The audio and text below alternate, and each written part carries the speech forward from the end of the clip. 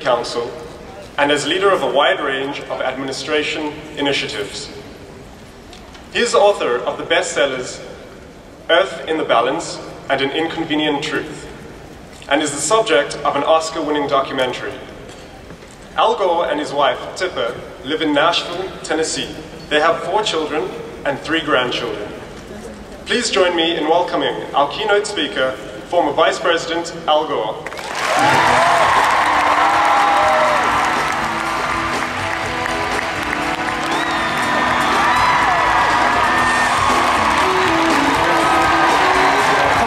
See now.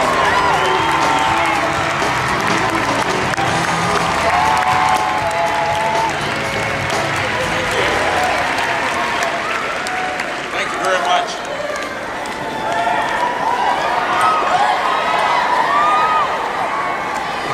Who's excited to be here? This is great, and I'm so glad to have a chance to spend a little time with you, and after I say some words here, we'll have an opportunity for questions and comments, and I'll do my best to respond to them. First, thank you. Love you too. I want to thank Daniel Goldstock for that generous introduction, and I want to acknowledge Envision and the Presidential Inauguration Program co-founders Barbara Harris and Richard Rossi, and all the people who've made this wonderful event possible for you. Grant Burrell, Russell Crumno, Robert Smith. They've done a terrific job. And after I speak, Dominic Lucchesi will be, I think, coming up here to speak, and I wanted to acknowledge him. Anybody here from Tennessee? Great. Yeah, right. We're all lying. Great. That's where I live. Anybody here from Montana? Is Vincent Iacovone here? Okay. I read about you in the newspaper. What? So, Horrible joke. his hometown newspaper.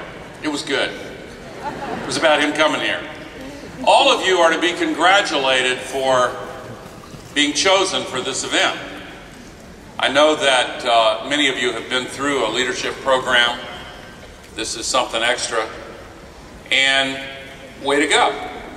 You have risen to the top, and you may have heard the old saying, to whom much is given, much is required. And I don't want to make that sound like a burden, but I do want to get a message across to you during the short time that we have here together. First and foremost, you have already figured out a couple of things. These young men and women that you're with are pretty cool, aren't they? Isn't this a great group?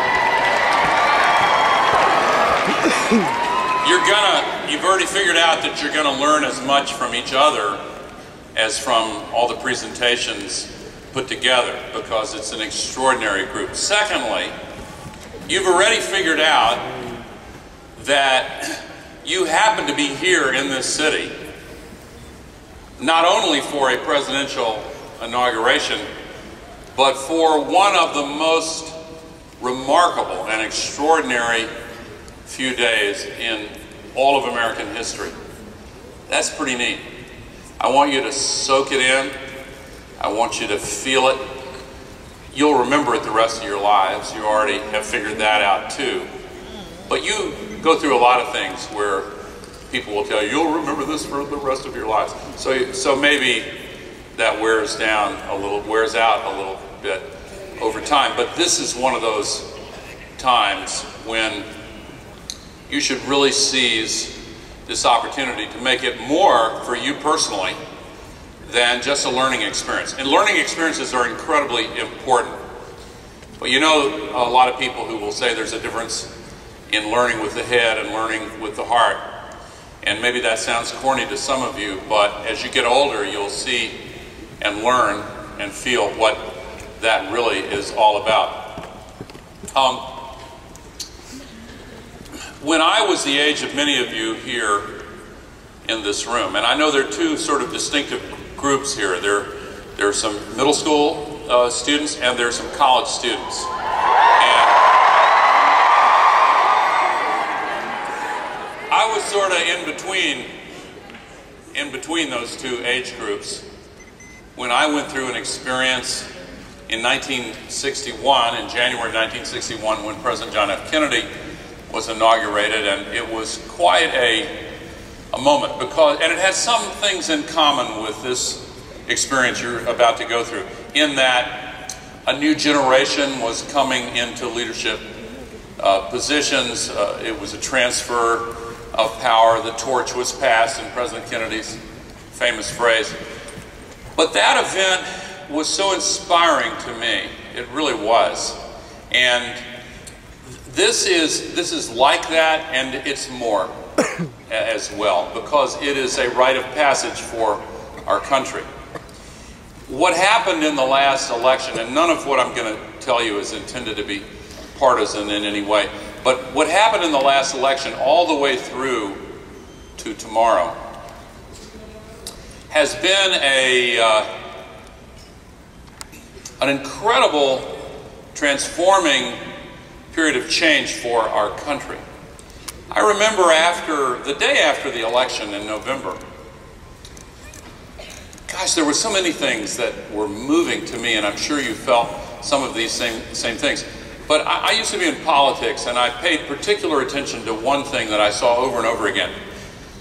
Republicans who had campaigned against Barack Obama were interviewed, and they were saying, time after time, they would say, I'm so proud of my country. I'm so proud of my country.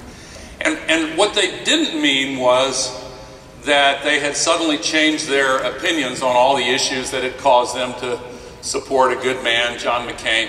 They didn't suddenly switch parties or anything like that. But they recognized and understood the will of the majority in that election, and then they recognized that that decision meant something great, that went way beyond the issues and the political disputes. And I don't want to dwell overly on the race aspect of this, but you know, in the history of our country, wow,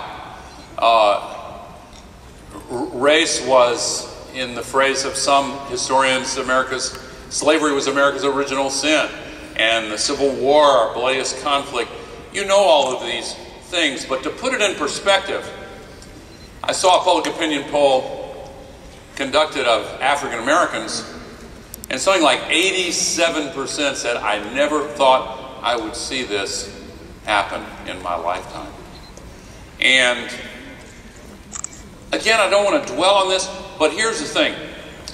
We proved as a country that we have grown to the point where we can pick who the majority of the voters believe is the best person to be president, regardless of any of these old distinctions in the past. That's pretty great. That's pretty great.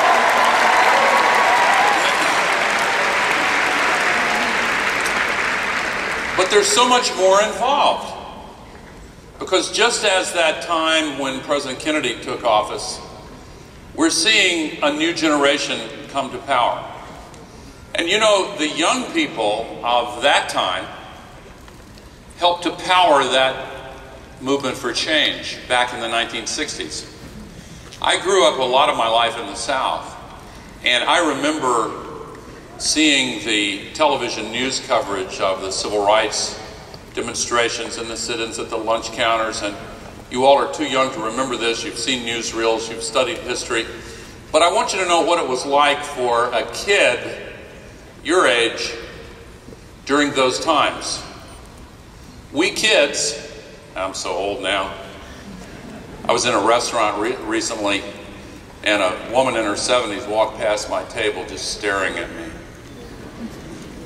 And I didn't think much about it, but out of the corner of my eye, I saw the same woman coming from the opposite direction. She was just staring at me. And so I looked up and I said, hello, how are you? And she said, you know, if you dyed your hair black, you would look just like Al Gore.